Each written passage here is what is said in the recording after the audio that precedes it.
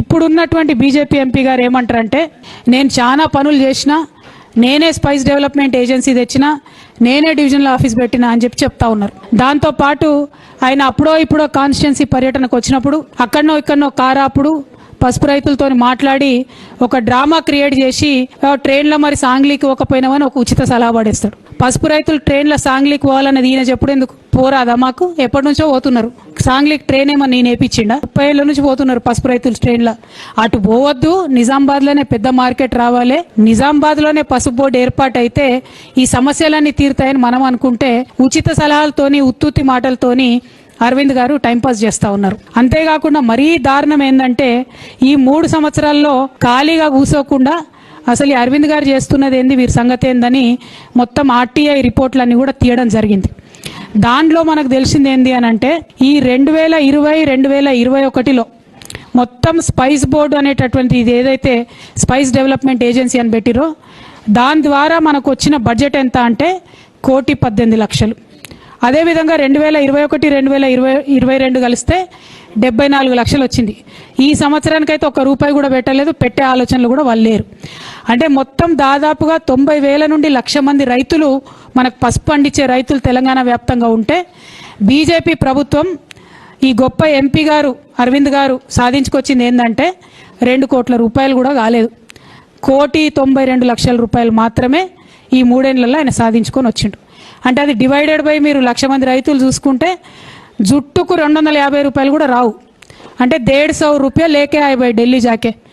కనీసం విమాన ఖర్చు కాదు, ఛాయ ఖర్చులకు కూడా సరిపోయినటువంటి పరిస్థితి ఇవాళ ఉన్నది. అంటే ప్రతి రైతుకి పసుపు రైతుకి మభ్యపెట్టి బాండ్ పేపర్ రాసిచ్చి మోసం చేయడం కాకుండా కనీసం ఆదుకున్నటువంటి పాపన పోతలేరు.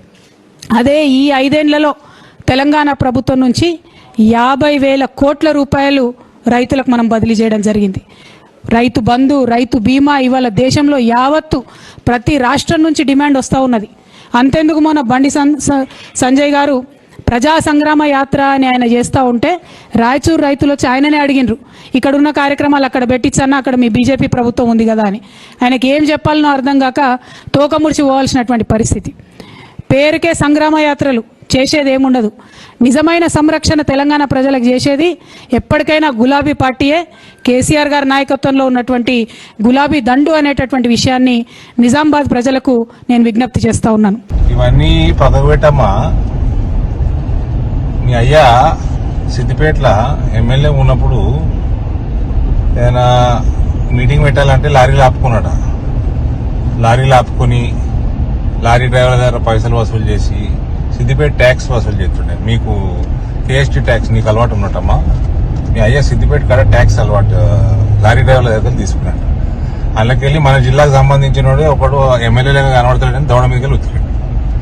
అటువంటి సమయంలో మీ అయ్యా అడుక్కొని రాజకీయాలు చేసే సమయంలో మా అంకాపూరు చుట్టుపక్కల నిజామాబాద్, బాల్కొండ ప్రాంతం మొత్తం ఇదంతా జగిత్యాల ప్రాంతంలో పసుపు రైతులు ప్రతి ఒక్కరి దగ్గర 1000 cc కార్లు తిరుగుతున్నాయి ఊర్లలో. నీయసుంటి రాజకీయ నాయకులు చేయబట్టి వాళ్ళ పరిస్థితి ఇవాళ ఇక్కడ దాకా వచ్చింది. మీరు అడుక్కునేటోళ్ళు ఇలా అమెరికాలల్లా ఆస్తులు సంపాదించే కాడికి పోయినారు. అది మీకు మాకున్న వ్యత్యాసం. నువ్వు ఈడ రాజకీయాలు, వలసలకు రాజకీయాలు వచ్చినావు. నేను పుట్టి పెరిగింది ఈడ, వీళ్ళతోటి పెరిగినా, అటు కొరుట్లలో పుట్టినా, ఈడ వేల్పూర్లో పెరిగినా. నీకు నాకు వ్యత్యాసం అసలు పోలికేమన్నా ఉన్నదా? తెలంగాణ తెచ్చినాం, తెలంగాణ ఏంటికి తెచ్చిండ్రు? మీ కల్వకుంట్లో పీక్క తినడానికే తెచ్చుకున్నాం మేము తెలంగాణ.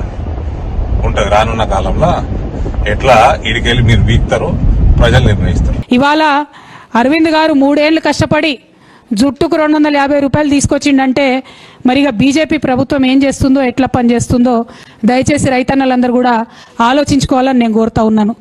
ఉచిత సలహాలు చెప్పి పైసలు ఇవ్వకుండా, మనకు మెషిన్లు ఇవ్వకుండా, పసుపుకు సంబంధించినటువంటి ఎటువంటి కార్యక్రమాలు చేయకుండా టైంపాస్ చేయడం అన్నది ఒక అలవాటుగా మారింది. ఏమైనా మాట్లాడితే ఎక్కడ రాసింది మీ ప్రభుత్వం, ఉత్తరం రాసిందా? రాయలేదు కాబట్టే పసుపు బోర్డు ఇస్తలేమంటాడు. ఇక మన ప్రభుత్వం 2017లోనే రాసినటువంటి ఉత్తరం ఇది అరవింద్ గారికి ప్రెస్ మిత్రుల ద్వారా నేను పంపిస్తా ఉన్నాను. అదేవిధంగా 2017లోనే ఫీల్డ్ ఆఫీస్ స్పైస్ బోర్డుది నిజామాబాద్లో ఏర్పాటు చేయాలని చెప్పి వచ్చినటువంటి ఆర్డర్స్ కూడా నేను ఇస్తా ఉన్నాను. అదేవిధంగా నిర్మలా సీతారామన్ గారు మొదలు పార్లమెంట్లో మాట ఇచ్చి నేను తప్పకుండా మీకు స్పైస్ పార్క్ పెట్టండి అమ్మా 20 కోట్లు ఇప్పిస్తా అసైడ్ స్కీమ్లో అని చెప్పి కథలు చెప్పి తర్వాత మేము అసైడ్ లేదు ఏం లేదు మీరు మొత్తం రాష్ట్రం నుంచే ఇచ్చుకోవాలి మీ రైతులకు తప్పితే మేమేం చేయము మళ్ళీ మొత్తం చేసి ఓపెనింగ్ పిలిస్తే మాత్రం వచ్చి రిబ్బన్ కట్ చేసిపోతామని చెప్పిన ఉత్తరం కూడా ఇక్కడ ఉన్నది. అదేవిధంగా స్పైస్ డెవలప్మెంట్ ఏజెన్సీ 2017లో చెప్పి ఇచ్చినటువంటి విషయం కూడా ఇక్కడ ఉన్నది. అదేవిధంగా మనం తీసుకొచ్చినటువంటి మద్దతు లేఖలు సీఎంలు రాసినటువంటి మద్దతు లేఖలు అన్నీ కూడా మోడీ గారికి రాసినవి అవన్నీ కూడా ఉన్నాయి. దీంతో పాటు ఏదైతే ఆర్టీఐలో మనం తీసుకొచ్చినటువంటి వివరాలు ఉన్నాయో ఆ ఆర్టీఐ కాపీలన్నీ కూడా ఇక్కడ పొందుపరచడం జరిగింది. మరి ఇవన్నీ నేను ఎందుకు చెప్తా ఉన్నా అంటే ఈ 3 ఏళ్లలో నాలుకకు మడత లేకుండా అనేకమైనటువంటి అబద్ధాలు ఇప్పుడున్న అరవింద్ గారు చెప్పినారు. ఈ స్పీడ్లో అబద్ధాలు చెప్పడం తప్పితే భారతీయ జనతా పార్టీ నాయకులు చేసింది ఏమీ లేదు. రాజ్నాథ్ సింగ్ గారి దగ్గర నుంచి మొదలు పెడితే రామ్ మాధవ్ గారి దగ్గర నుంచి మొదలు పెడితే ఇక మన నిజామాబాదు జిల్లా రత్నం అరవింద్ గారు అనేకమైన అబద్ధాలు పలు సందర్భాల్లో ఎట్లా చెప్పినరో మీరు నిజంగా చూసినారు. ప్రజలకు నేను కోరేది ఒక్కటే, ఇవాళ భారతీయ జనతా పార్టీ అబద్ధాలు చెప్పి కేంద్రంలో అధికారంలోకి వచ్చింది. చక్కగా పరిపాలన సాగుతున్నటువంటి తెలంగాణలో అనేకమైనటువంటి అబద్ధాలు చెప్పి కులాల మధ్య మతాల మధ్య చిచ్చుపెట్టి మనల్ని విడగొట్టేటటువంటి ప్రయత్నం చేస్తూ ఉన్నది. మిమ్మల్ని నేను కోరేది ఒకటే, ఇప్పుడు టీఆర్ఎస్ పార్టీ ఆధ్వర్యంలో జరుగుతున్నటువంటి అభివృద్ధిని చూడండి, భారతీయ జనతా పార్టీ కేంద్రంలో జరుగుతున్నటువంటి అభివృద్ధిని కూడా చూడండి. ఏం జరిగింది ఇలా కేంద్రంలో? సంవత్సరానికి 2 కోట్ల ఉద్యోగాలు ఇస్తామని మోడీ గారు అబద్ధం చెప్పిండ్రు. ఇంతవరకు దానికి అత్తాపత్త లేదు. మేము సామాన్యులకు అండగా ఉంటామని చెప్పిండ్రు. కానీ గ్యాసు డీజిల్ పెట్రోల్ ప్రైజులు చూస్తే ఇలా కళ్ళు తిరిగి చక్కెర వచ్చే పరిస్థితి ఉన్నది. మధ్యతరగతి వ్యక్తి మీద దాదాపు నెలసరి ఖర్చు 50% పెరిగినటువంటి పరిస్థితి. సిలిండర్ను మరి ధర పెరిగింది ఏం చేయాలంటే ఒక బీజేపీ ఎంపీ అంటాడు ఎందుకు సిలిండర్ కట్టెలపై పెట్టుకొని అంటారు. అంటే ముందుకు పోవద్దు, మనం వెనక్కి పోవాలి, మళ్ళా పూర్వకాలంలోకి పోవాలని చెప్పి మహిళలను అవమానం చేసే పరిస్థితి. 1 కాదు 2 కాదు, మీరు ఎందులో చూసుకున్నా ఏ విషయంలో చూసుకున్నా, ఇంటర్నేషనల్ విషయాల్లో చూసినా, నేషనల్ విషయాల్లో చూసినా, రాష్ట్రానికి సంబంధించిన అంశాలు చూసినా, జిల్లాకు సంబంధించిన అంశాలు చూసినా టాప్ టు బాటం అబద్ధాలు ఆడే party Bharatiya Janata party. Top to bottom అబద్ధాలు ఆడే నాయకులు భారతీయ జనతా పార్టీలో ఉన్నారు. కాబట్టి ఇటువంటి అబద్ధాలను మన మేలు కోరుకున్నటువంటి నాయకులను దయచేసి మీరు గుర్తించవలసిందిగా నేను ప్రజలందరినీ కోరుతా ఉన్నాను. మన నిజామాబాద్లో local body MLC press meet పెట్టిందంట.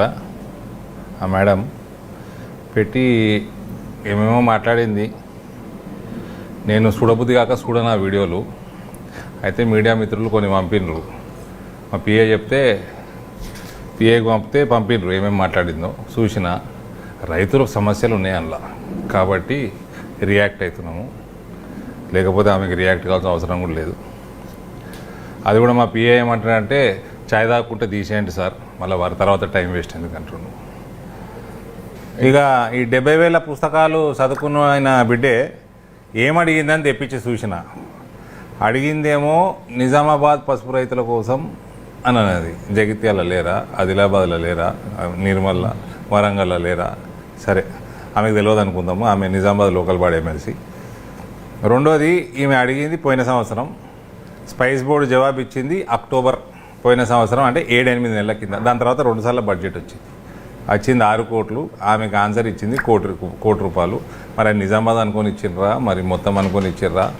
ఆమెకి జవాబు ఇచ్చినాక 2 సార్లు బడ్జెట్ వచ్చింది. ఈ 70,000 పుస్తకాలు చదువుకున్న బిడ్డమే. మళ్ళీసారి నీకు రాసుడు వస్తే నీవే రాసి ఉంటే మళ్ళీసారి రాయి, స్పైస్ బోర్డు మళ్ళీ రిప్లై ఇస్తుంది. ఈసారి 6 కోట్ల దాకా ఉంటుంది బడ్జెట్. ఈమె 2014 నుంచి 19 దాకా ఎంపీ ఉన్నది. అప్పుడు బాయిలర్లు, పాలిషర్లు, టార్పాలిన్లు పైసల గురించి మాట్లాడింది కదా. పసుపు రైతుల కోసం ఎవరెంత చేసిండ్రు? 2016, 15, 16, 17, 18, 19 5 సంవత్సరాలలో లోకల్ బాడీ ఎమ్మెల్సీ కేసీఆర్ బిడ్డే, ముఖ్యమంత్రి బిడ్డే 4, 12, 4, 9, 13 బాయిలర్లు తెచ్చింది పసుపు రైతుల కోసం. 13 బాయిలర్లు ఆమె 5 ఏళ్ళల్లో. పాలిషర్లు వచ్చేసి 3 పాలిషర్లు తెచ్చింది. 13 బాయిలర్లు, 3 పాలిషర్లు, టార్పాలిన్లు 0. ఇది తెచ్చింది ఇప్పుడే స్పైస్ బోర్డుకి వెళ్ళి మన తెప్పించిన డీటెయిల్స్ ఇవి. ఇక భారతీయ జనతా పార్టీ ఎంపీ ఎన్నికైనాక 19, 20, 21, 22 3 సంవత్సరాలల్లా అందులో సంవత్సరంన్నరకు పైన కరోనాలు పోయినాయి. 250 108 బాయిలర్లు. ఆమె 5 ఏళ్ల ముఖ్యమంత్రి బిడ్డ ఉన్నప్పుడు 13, ఇప్పుడు భారతీయ జనతా పార్టీ కార్యకర్త ఉన్నప్పుడు 108 బాయిలర్సు. పాలిషర్లు ఆమె ఉన్నప్పుడు 3. మనము భారతీయ జనతా పార్టీ ఎంపీ అయినాక 209 పాలిషర్లు. 3 పాలిషర్లు ఆమె తెచ్చింది 5 ఏళ్ళల్లో. 3 సంవత్సరాలల్లో సంవత్సరంన్నర కోవిడ్ది పోంగా 209. తర్వాత టార్పాలిన్లు. రైతు మీరు ఎట్లా ఇచ్చేది లేదు, గోనె సంచులు తెచ్చేది లేదు. టార్పాలిన్లు మీరు రైతులకు ఇచ్చేది లేదు. ఈమె ఇచ్చింది 0, పెద్ద బాతుగుడ్డు 0 ఈమె తెచ్చింది 5 ఏళ్ళల్లో టార్పాలిన్లు.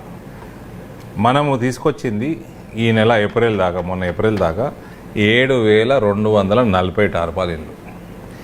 ఈ 3 బడ్జెటే 4,22,90,000.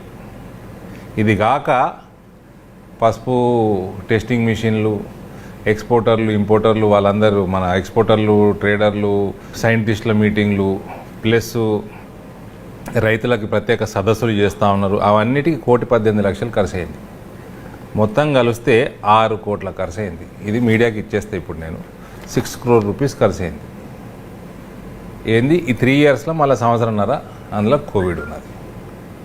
ఇది ఇక దీనికంటే ఎక్కువ ఏమేమో బకవాస్ చేసిందంట. దాని గురించి నేను మాట్లాడను. ఇక నా జాగాలో దయాకర్ రావు ఉంటే ఏమంటుండేను మంత్రి. కాబట్టి దీనికంటే ఎక్కువ ఈమె కోసం రియాక్ట్ అవ్వాల్సిన అవసరం కూడా లేదు. ఏమన్నా అయితే బీజేపీ శ్రేణులు మా వాళ్ళందరూ అవుతారు. హాయ్ ఫ్రెండ్స్, మా టుడే టుమారో యూట్యూబ్ ఛానల్ చూస్తున్నందుకు చాలా థ్యాంక్స్. మరిన్ని లేటెస్ట్ వీడియోస్ కోసం వెంటనే సబ్స్క్రైబ్ చేయండి. అలాగే ఈ బెల్ ని కూడా రింగ్ చేసేయండి. మా నోటిఫికేషన్స్ అన్ని మీ మొబైల్లో వస్తాయి. అలాగే మా వీడియోస్ మీకు నచ్చితే లైక్ చేయండి, షేర్ చేయండి, నచ్చకపోతే కామెంట్ చేయండి.